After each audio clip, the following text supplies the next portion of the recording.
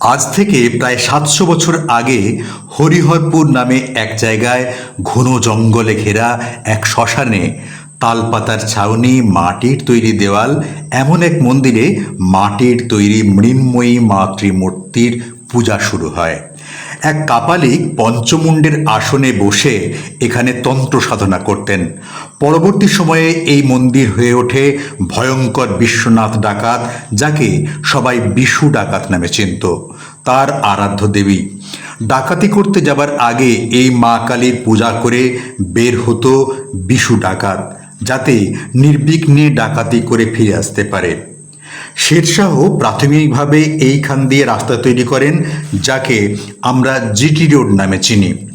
রাস্তা তৈরি হওয়ার ফলে এখানে ধীরে ধীরে জনবসতি গড়ে উঠতে থাকে এবং হরিহরপুর থেকে নাম পাল্টে হয় শিমলাগড়। এখানে মা কালীর সামনে আগে নরবলি দেওয়া হতো।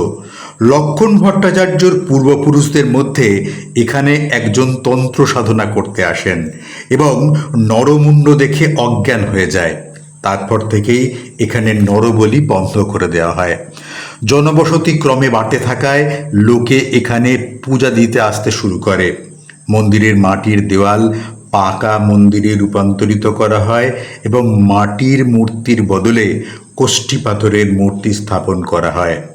এখন এই মন্দিরে নিত্য মায়ের পূজা, আরতি, ভোগ হয়। সারা বছরই প্রতিদিন অসংখ্য ভক্ত মায়ের কাছে আসেন। অনেকে তাদের মনস্কামনা পূর্ণ হবার আশায় এইখানে এই ধাগাগুলি বাঁধেন। এই মন্দিরটির গাড়ি পূজা করানোর ব্যাপারেও খ্যাতি রয়েছে।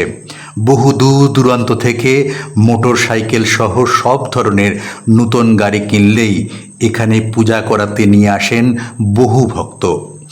পয়লা বৈশাখ, দীপান্বিতা অমাবস্যা ইত্যাদি বিশেষ দিনগুলিতে প্রচুর ভক্ত সমাগম হয় এখানে। পূজা দেওয়ার জন্য বিশাল লাইন পড়ে। এই বিশেষ দিনগুলিতে এখানে ভক্তদের খিচুড়ি সহ নানান প্রসাদ খাওয়ানো হয়।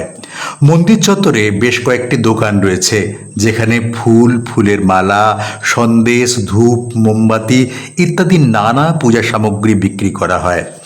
বিশেষ পূজার দিনগুলিতে মাকে অসংখ্য সোনার গহনা দিয়ে সাজানো হয়। সুন্দর মাতৃমূর্তি আরও অপরূপ সৌন্দর্যে ঝলমল করে ওঠেন। তো এইবার বলি, এই মন্দিরে আসবেন কিভাবে। হাওড়া বর্ধমান মেল লাইনে পান্ডুয়ার পরের স্টেশন শিমলাগড়ে নেমে হেঁটে বা টোটো, অটোয় চেপে আসতে পারেন। আর যারা জিটি রোড দিয়ে আসবেন তারাও শিমলাগড় জিটি রোডের ধারে এই বিখ্যাত মন্দিরে আসতে পারবেন। মা কালী ও ভোলে বাবার চরণে কোটি কোটি প্রণাম জানিয়ে এই ভিডিওটি শেষ করলাম। সকলে ভালো থাকবেন। নমস্কার।